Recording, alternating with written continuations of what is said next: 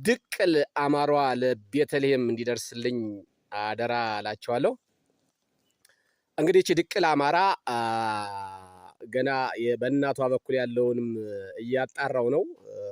ኦልሞስት ወደ ግማሽ ፐርሰንት ደርሻለሁ ማለት ይቻላል። እሱም አጠናቅቄ እንደጨረስኩ እና እውነተኛ መረጃውን ለህዝብ ይፋ ይሆናል ማለት ነው። ከዛ በኋላ ቤተልሔም ትክክለኛ ለፋኖ ተቆርቆራ ነው ወይ እንደዚህ የምትሆነው የሚለውን ሁላችንም አብረን መወሰን እንችላለን ማለት ነው።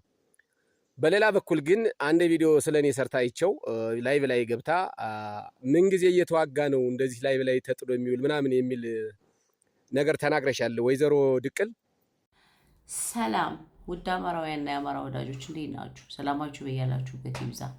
ይችን 2 ቀን በግሌ ጉዳይ ጠፋ ብዬ ነበርና በጣም ብዙ ነገሮች ተፈጥረው ደርሻለሁ። እሱም በተለይ እንደዚህ ሰውዬ ፋኖ ነኝ የሚል ቦትርፍ ተቦትርፎ አንድ ቪዲዮ ተለቆ እያየው ነበርና ኢትሶኬ ችግር የለውም በሱ ዙሪያ መልስ ለመስጠት ነው የመጣሁት።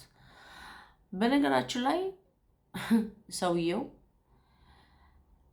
48 ሰዓት ቲክቶክ እና ፌስቡክ ላይ ተጎልቶ እንዴት ሊውል ይችላል ብላችሁ ጥያቄ ጠይቁ።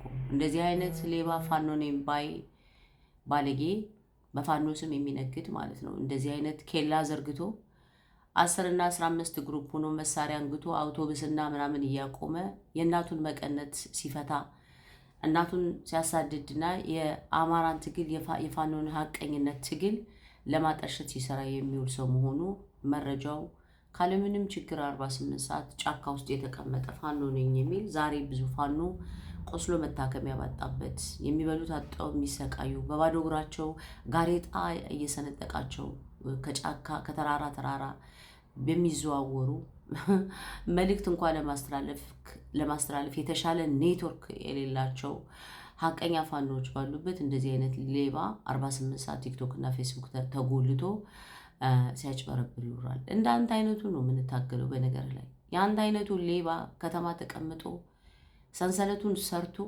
ህዝብን እያሳደደና እያማረረ የአማራን ህዝብ ትግል የአማራን ህዝብ የሁሉና ትግል ለብልጽግና ለመሸጥ ለተቀመጠ ባንዳ ቤተልሔም አልመለስም። እንኳን ኦሮሞ ለምን የፈለገ አታደርገኝም ስትፈልግ።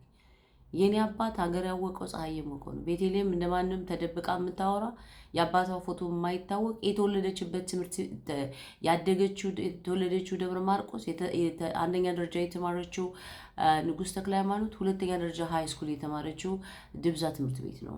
ሄድና ጠይቅ። በጀኔሬሽን ሀገር የሚያቀኝ ሙዚቃ ስሰራ የደብረ ማርቆስ ህዝብ የሚያቀኝ አባቴ በታሪኩ በጀግንነቱ የሚታወቅ ሰው ነው። አንተ ፈሳም ማለት ነው። የኔ አባት እንዳንተ አይነቱን ከብት ማለት ነው 50 ባንድ ቦክስ አፈንድቶ የሚጥል ጀግና አባት ነው ያለኝ። ሂድና ጠይቅ። ወረድ ብላንት ሽንታ ሰው ምን ልልህ ነው? የኔ አባት ይበድ የተወለደው ገጠር ጎጃም ገጠር ውስጥ ነው። ደማርሽ የምትባል ከተማ አልጫ። ለአንተ ፖለቲካና ለአንተ የበሰበሰ አሰራር ስትል የሰውን ማንነት እንደኔ አይነት ኦሮሞ ራሱ ካገኘ በጣም ታድላል። እንደኔ አይነት 8 ዓመት ተቀምጣ የምትለፈልፍ ኦሮሞ ተወላጅ ራሱ ካገኘ ዋው አማራ ታድሏል ማለት ነው። ማለት እኔ በጣም ነው የሚገርመኝ በዚህ ልክ ወርዳችሁ እንዲህ አፈር ሆናችሁ ስላየዋችሁ። ዛትስ ዋይ እንደናንተ አይነት ፋኖንን ባይ በህዝባችን ነጋዴ የሚነግድ ባለጌ በምንም መንገድ እንደማንምረው አሳያለሁ። ያንተ ወጥቶ መቦትረፍ በነገራችን ላይ ድርጅት ነው ኢቭን ያሰደብከው ኢቭን ምን ያክል የመሬቱ ትግል ዝቅጣት ውስጥ እንዳለ ያሳየህበት ነው። እንዳንተ አይነት ክፍታፍ አንድ ደግሞ የራስ አይነት ወጥቶ ራሱ ሲቦተረፍ አይተነው ነበር። የትኛው የሸዋ አካባቢ ፋኖ ነው? የጎንደር ፋኖ ነው? የቤት አማራ ፋኖ ነው? ምንም ስንት ሰድበናቸዋል እኛ። የጎንደር ፋኖ፣ የሸዋ ፋኖ፣ የቤት አማራ ፋኖ። የትኛው ፋኖ ነው ወጥቶ አንድ ቀን በእናንተ ልክ ሲቀደድና ሲሳደብ ያየ ነው በሶሻል ሚዲያ ማለት ነው? ዛትስ ዋይ እኛ የቴዎድሮስ እዝ ችግር አለበት፣ ሪፎርም መደረግ አለበት፣ የብልጽግና ክንፍ መጫወቻ ሆኗል ብለን እኮ የምንጮኸው ዛትስ ዋይ በምክንያት እኮ ነው። ይሄንን የሚዲያ ጩኸት ስራዬ ብላችሁ ይዛችሁት ባገኘው አጋጣሚ ሁሉ እየወጣ እየተቀደድክ ስለ አማራ ፖለቲካ ከመስራት ይልቁንስ በርግጥ አልፈርድብህም። እማልፈርድብህ እንዳልኩት ነው። 48 ሰዓት ቲክቶክ እና ፌስቡክ ተጎልቶ የምትሉ የእናትህን መቀነት እየፈታ ነው። በአማራ ትግል ሰበብ በየባሱ በየምኑ ባስ እያስቆምክ መኪና እያስቆምክ ከምትዘርፈው ህዝብ ነው። አንተን ነው የምንታገልህ ነው። እኔ ቤቲ ለምን የፈለገህን ዘር አትሰጠኝም? የፈለገህን ማለት ነው። 8 ዓመት እድሜን ያቃጠልኩበትን ይሄንን ትግል ለእንዳንተ አይነት ባንዳና መሰሎች በስድብና በምናምን ተሸማቃ ጥላት ወጣለች ብለህ ካሰብኩ ተሳስተሃል። ሞር በነካኸኝ ቁጥር ሞር ነው መጠቅልህ። ሞር ደግመ ቲክቶክ እንዳትገባ ነው የምናረገህ። አንተን ልንገር፣ ደግመ ፌስቡክ እንዳትገባ ወይ ደግሞ የፋኖን ትግል ለቀ ብልጽግና እጅህን እንድትሰጥ ነው የምናረገህ።